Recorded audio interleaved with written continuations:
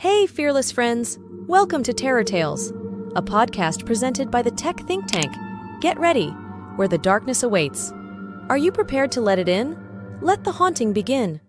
Tonight's bone-chilling terror tale, Murder at Bridge by Anne Austen. Chapter 10. As Dexter Sprague had glibly and plausibly explained away every sinister aspect of the note he had written to Nita Selim that day, Special Investigator Dundee was recalling with verbatim vividness his argument with Captain Strawn of the Homicide Squad immediately after his arrival into the house of violent death.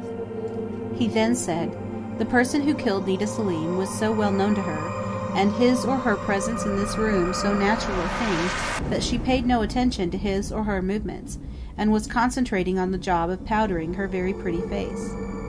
And he had said further, in the face of the disappearance of the gun and in explanation of the fact that all 12 of these people had immediately protested to Strawn that they had heard no shot, this was a premeditated murder, of course.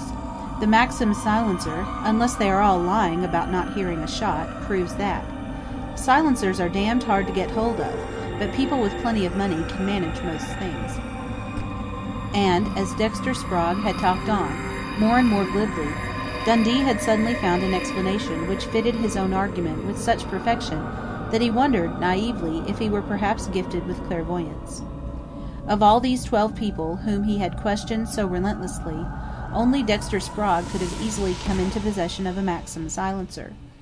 He had dilated proudly upon the fact that he had been an assistant director at the Altamont Studios on Long Island.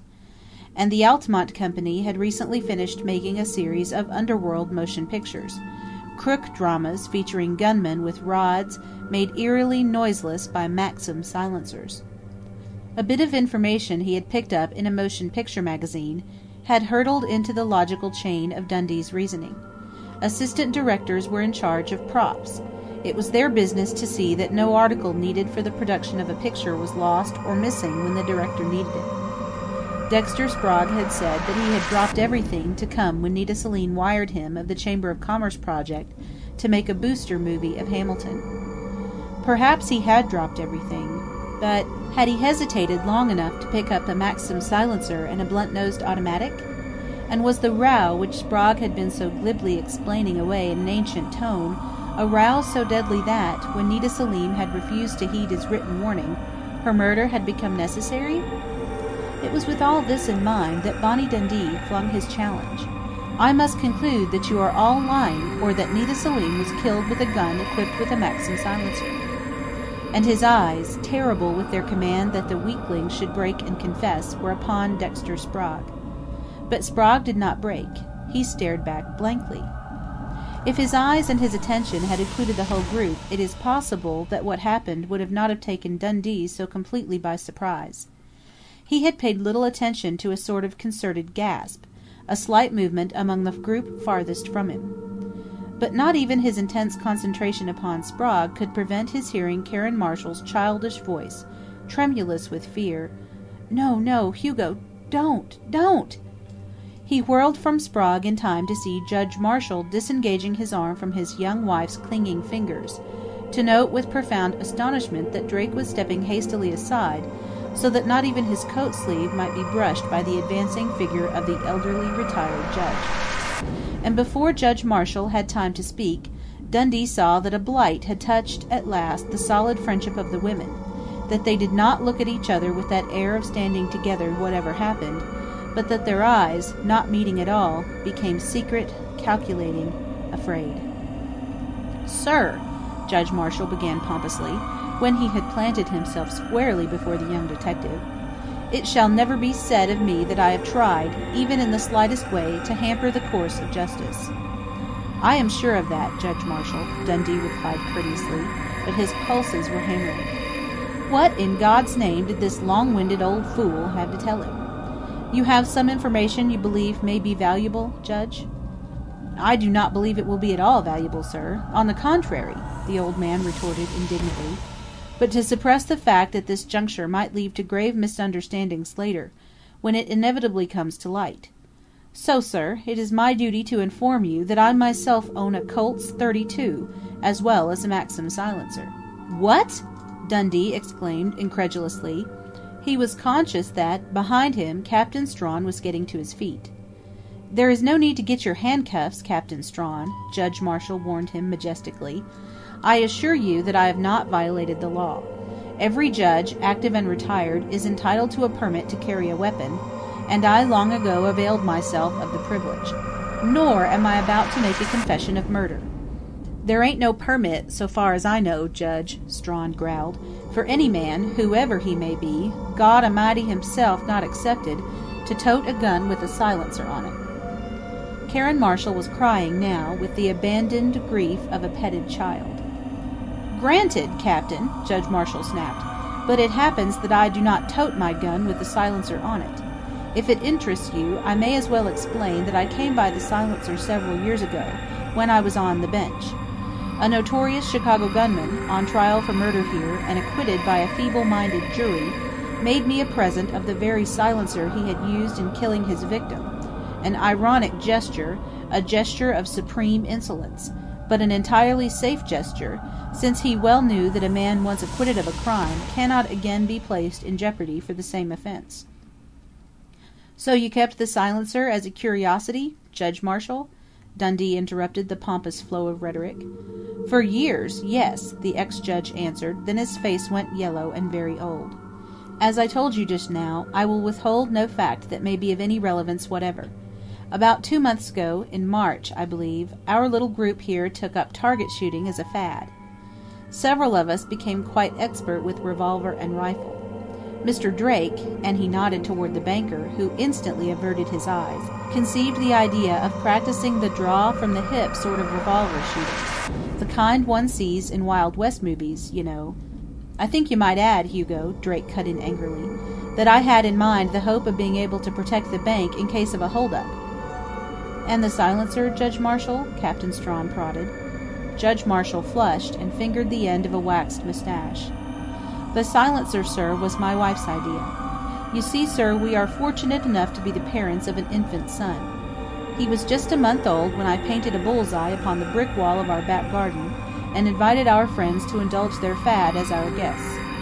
The shooting awakened the baby so frequently that Karen, Mrs. Marshall, dug up the silencer, which I had shown her as a memento of my career on the bench. Thereafter we confined our practice almost exclusively to drawing from the hip and shooting without sighting. It is impossible to sight with a gun equipped with the silencer, you know, since the silencer covers the sighter on the barrel." "It sure does," Strawn drawled. "So every last one of you folks had a good deal of this sort of practice, I take it?" Judge Marshall glanced about the room, as if he could not recall the face of everyone present. "Yes, all of us, except Mr. Sprague, and Penny, my dear, did you join us at all?"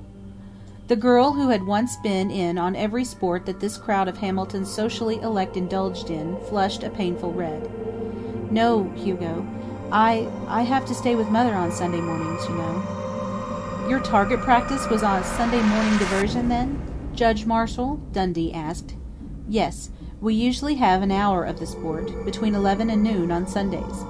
We've been having a sort of tournament, quite sharply competitive."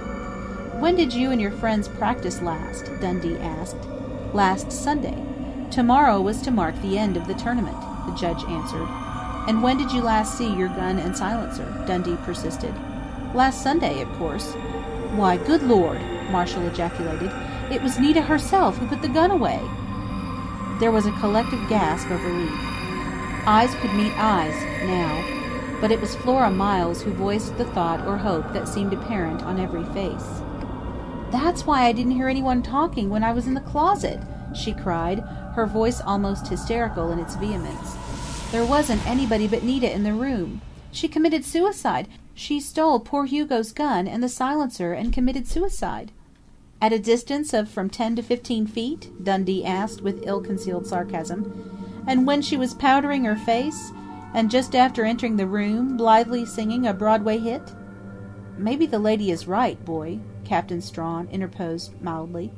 "I've heard of people rigging up contrivances " "Which make the gun and the silencer disappear by magic?" Dundee demanded. "No, folks, I'm afraid the suicide theory is no good. Now, Judge Marshall," and he turned again to the creator of the biggest sensation since the investigation into Nita Selim's death had got under way, You say that Mrs. Selim herself put the gun away? Will you explain the circumstances?" The elderly man's face had gone yellowish again. "Certainly. Nita Selim and I were the last to leave the back garden. She was particularly poor at the sport. Never made a bullseye during the 4 or 5 Sunday mornings after Lois, Mrs. Dunlap, drew her into our set. She begged for a few more shots, and I stayed with her after the others had gone into the house for refreshment. She fired the last bullet in the chamber of the Colts, and together we walked into the house, entering the little room at the rear where all sorts of sports equipment are kept: fishing rods and tackle, golf clubs, bows and arrows, skis, etc. She was carrying the gun, unscrewing the silencer as we walked. It is my habit to keep the pistol and the silencer in a drawer in a little corner cupboard." "Locked up?" Dundee asked sharply. "Usually locked, but not always, I'm afraid," Judge Marshall answered reluctantly. "And you saw Mrs. Selim place the gun and the silencer in the drawer?" "I thought I did, but I was not really watching closely. As a matter of fact, I stopped to look over a fishing rod with a view to trying it out the first good fishing weather—" "Was Mrs. Selim wearing a coat or cloak?" Dundee cut in impatiently. "Why, I don't know." "Yes, she was, Hugo," Karen cried out eagerly. "It was quite chilly last Sunday morning, remember?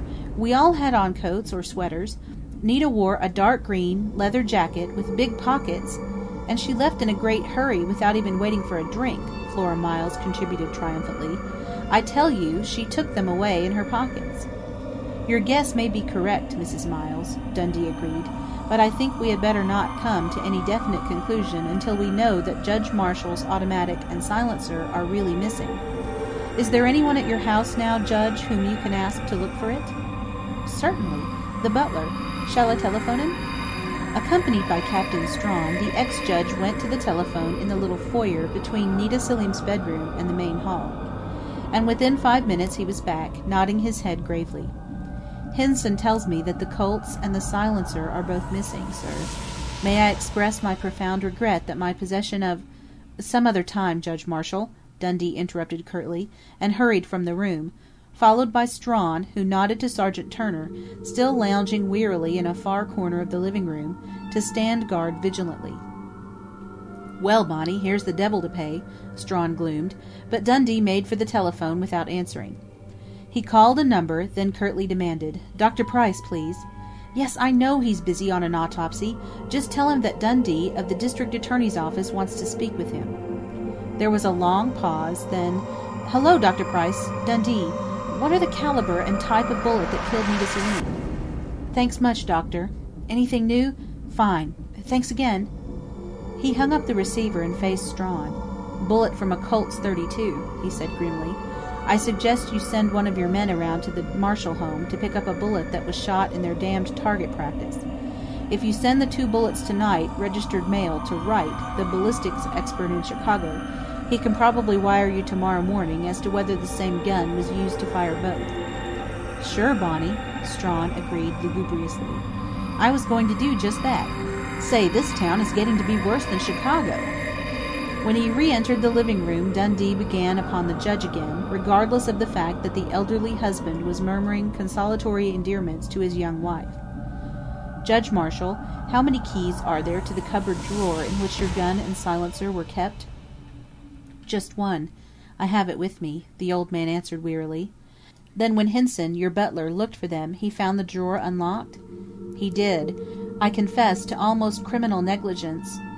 "Then so far as you know, the gun and silencer could have been removed at any time by any guest of yours between noon last Sunday and today?" Dundee went on relentlessly. "I suppose so. But these people have been my close friends for years," the judge answered. "Not one of them, sir—" "After Mrs. Selim's departure last Sunday, did your other guests remain for any length of time?"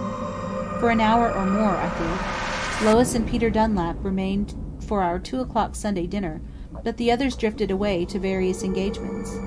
"Did any of you return to the room where the gun was kept?" "I can speak only for myself and Peter, Mr. Dunlap," Judge Marshall answered, flushing with indignation. "The 2 of us went down just before dinner was served. I wanted to show him some new flies for trout casting. Your home is a popular rendezvous for your intimates, is it not?" I pride myself that it is, sir. And guests run in and out, having the freedom of the place? Certainly, sir. And since I am not so stupid as you imagine, I can tell you now that I understand the drift of your questions and can forestall them. Yes, all of these people, my friends, have had opportunity to take the gun and silencer from the cupboard since it was placed there last Sunday, if it was placed there by Mrs. Selim. But may I remind you, sir, that opportunity alone is not sufficient, that motive. Since Mrs. Selim is dead, murdered by the weapon which was stolen, we can assume, Judge Marshall, that someone had motive, Dundee reminded him implacably, for in his mind there was no doubt that the ballistics expert would bear him out. There was a heavy, throbbing silence. With the exception of Dexter Sprague, had been so united, so cemented with long-sustained friendship, again dissolved visibly before Dundee's eyes into 11 individuals, each shrinking into himself, mentally drawing away from any possible contamination with a murderer. You have said, Judge Marshall, Dundee went on at last, that Miss Crane and Mr. Sprague were not at your home for target practice Sunday. Has either of them been in your home during this past week? Penny, Miss Crane, spent an evening with my wife when I was, away from home on business. That was last Tuesday, I believe. Yes, it was Tuesday, Hugo, Penny Crane interrupted firmly.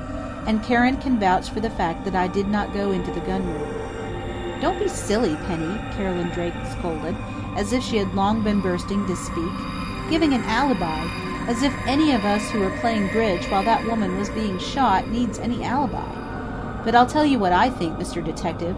I think Nita herself stole the gun and the silencer to kill Dexter Sprague with, and that he stole it from her and murdered her.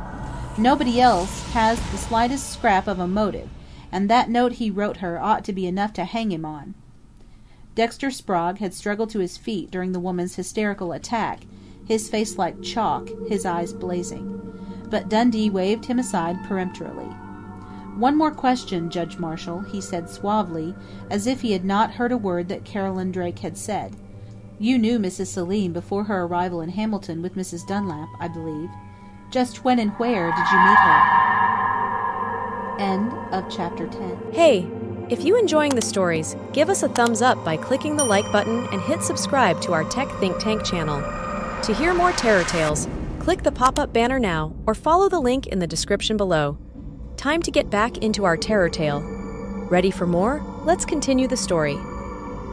Chapter 11. You are damned impertinent, sir, Judge Marshall shouted, the ends of his waxed gray mustache trembling with anger.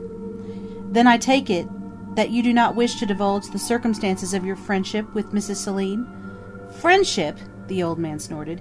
Your implications, sir, are dastardly. I met Mrs. Selim, or rather, Nita Leigh, as she was introduced to me, only once, several years ago, when I was in New York.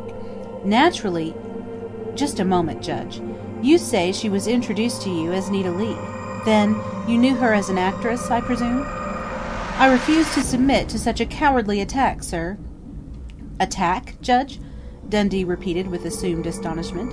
I merely thought you might be able to shed a little light on the past of the woman who has been murdered here today, with a weapon you admit to having owned. However, the elderly ex-judge stared at his tormentor for a moment as if murder was in his heart. He gasped twice, then suddenly his whole manner changed. I apologize, Dundee. You must realize how, but that is beside the point. I met Nita Leigh at, a social gathering, arranged by some New York friends of mine.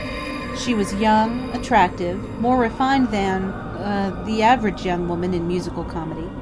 Naturally, I told her if she ever was in Hamilton to look me up, and she did.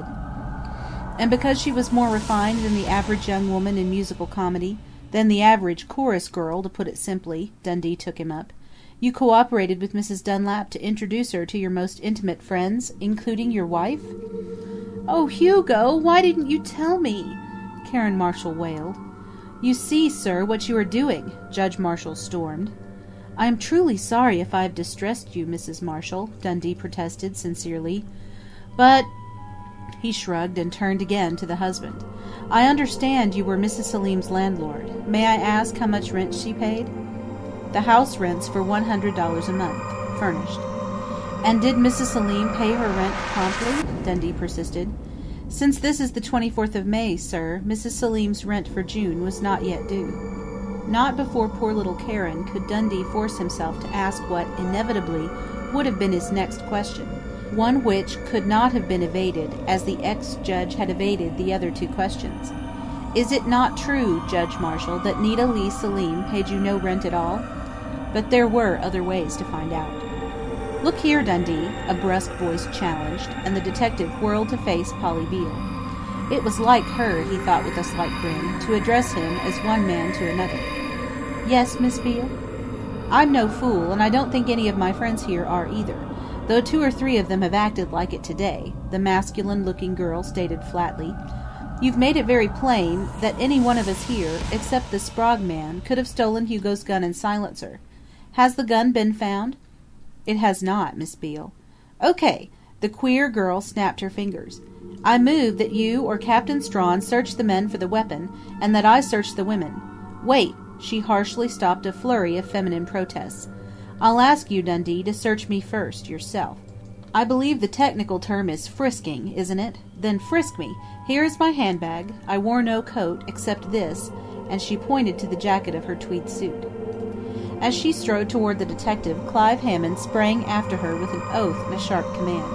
"Shut up, Clive! I'm not married to you yet," she retorted, but her eyes were gentler than her voice. His face burning with embarrassment, Dundee went through the traditional gestures of police frisking, running his hands rapidly down the girl's tall, sturdy body, slapping her pockets.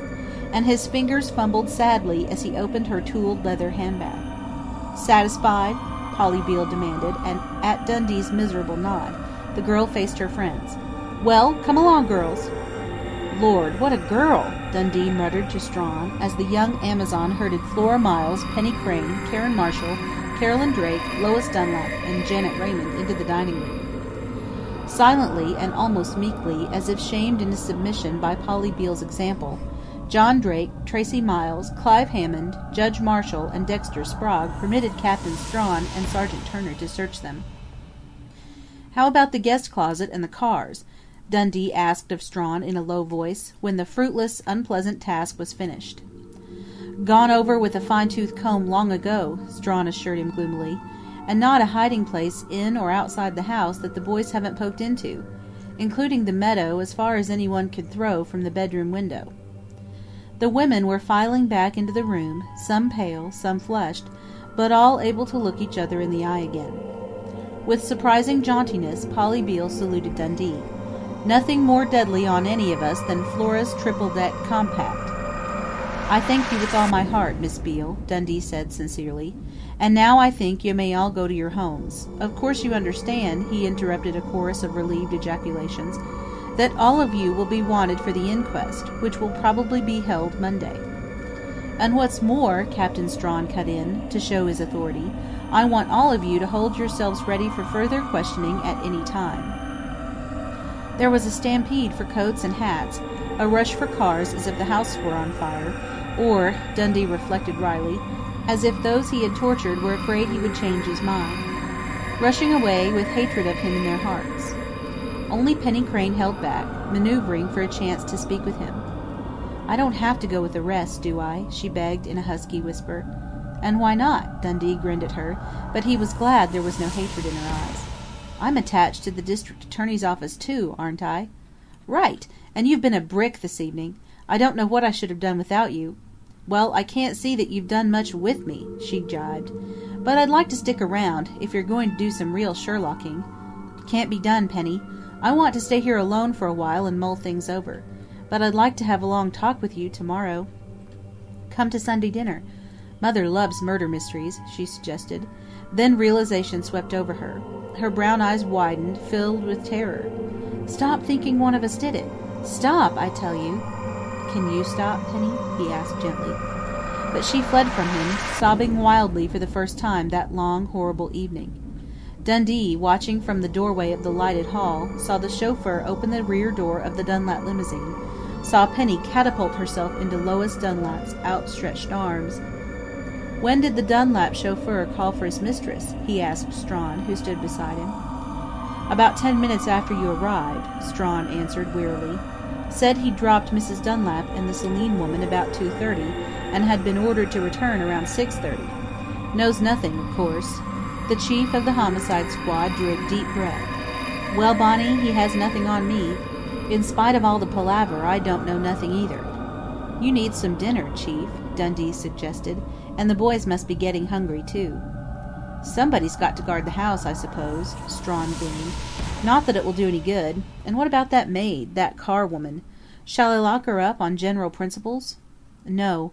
I want to have another talk with her, and if she bucks at spending the night here, I'll take her to the Rhodes house, and turn her over to my old friend, Mother Rhodes.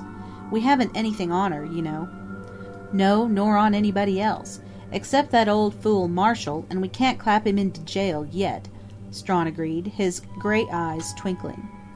Take your crew on in, Chief, Dundee urged. I'll stick till midnight or longer if you don't mind. You can arrange to have a couple of the boys to relieve me about 12. And by the way, will you telephone me the minute you get hold of Ralph Hammond? Well, maybe not so quick as that, Strawn drawled. I'll take the first crack at that baby, my lad. Not so dumb, am I, Bonnie boy? Not so dumb. I can put 2 and 2 together as well as the next one. Pretty near as well as the district attorney's new special investigator. Although Bonnie Dundee had taken Captain Strawn's none-too-gentle parting jibe with good grace, it was a very thoughtful young detective who set about locking himself into the house in which Nita Selim had been murdered. Captain Strawn had beaten him to the job that evening by at least 20 minutes. Had the old detective stumbled upon something which Dundee, for all his spectacular thoroughness, had overlooked, or been unable to turn up because Strawn had suppressed it? What if Strawn's parting boast was not an idle one, and he really had the goods on Ralph Hammond? Had the old chief been laughing up his sleeve during the farce of playing out the death hand at bridge, and during the merciless quizzing of old Judge Marshall? But Dundee's native common sense quickly routed his gloom. Captain Strawn was too direct in his methods, too afraid of antagonizing the rich and influential, to have permitted even a special investigator from the district attorney's office to torment those 12 people needlessly. Probably Strawn, feeling a little hurt at having played second fiddle all evening, had simply wanted to get him fussed, was even now chuckling over the effect of his parting boast. Much cheered, Dundee lingered in the dining room whose windows he had made fast against any intrusion, so that his task of guarding the house alone might be minimized. As he glanced at the table, with its silver plates heaped up with tiny sandwiches of caviar and anchovy paste, its little silver boats of olives and sweet pickles, he discovered that he was very hungry indeed. As he munched the drying sandwiches and sipped charged water, the various liquors for cocktails on the sideboard offered a temptation which he sternly resisted. Dundee's thought boiled and churned, throwing up picture after picture of Nita Selim, alive and then dead, of Penny Crane, bless her, helping him at the expense of her loyalty to lifelong friends, of Flora Miles lying desperately then confessing to a shameful theft, of Karen Marshall gallantly playing out the death hand, of Karen's stricken, childish face when she learned that her elderly husband had met and at least flirted with Nita Selim at a chorus girls' party. At that last picture Dundee flushed so that his skin prickled. Had he made a fool of himself, or was he right in his suspicion that Hugo Marshall had given Nita Selim this cottage rent-free? That point should be easily settled at any rate. Ruefully reflecting that appetizers do not make a satisfactory meal, he betook himself to the dead woman's bedroom. Yes, his memory had served him well. Here was her desk, a small feminine affair of rosewood, set in the corner of the room nearest the porch door. The desk was not locked. As Dundee let down the slanting lid, whose polish was marred with many fingerprints, he saw that its contents were in a hopeless jumble. So Strawn had beaten him to this, too. Had he found an all-important clue in one of the many little pigeonholes and drawers, stuffing it into his pocket just before a bumptious young special investigator had arrived? But Dundee's returning gloom was instantly dispelled. Here was Nita's checkbook, a flutter of filled-in stubs attached to only one remaining blank check. So Nita had banked with the Hamilton National Bank, of which John C. Drake, who apparently hated his fattish, fussy wife, was a vice president. Another tiny fact to be tucked away. She had opened her account, apparently, on April 21, the day of her arrival in Hamilton, the guest and employee of Mrs. Peter Dunlap. Probably Lois Dunlap had advanced her the $200 as first payment for her prospective work in organizing a little theater movement in Hamilton. Turning rapidly through stubs, Dundee stopped twice, whistling softly with amazement each time. For on April 28th, and again on May 5th, Nita Selim had deposited $5,000. Where had she gotten the money? Were the sums transfers from accounts in New York banks? But it was hardly likely that a little Broadway hanger-on had so much hard cash on deposit. Then where had she gotten it? $5,000 at a time, here in Hamilton. Blackmail. Hastily but thoroughly, Dundee ran through the remaining check stubs. No record at all of a check for rent made out to Judge Hugo Marshall. But there was a stub that interested him.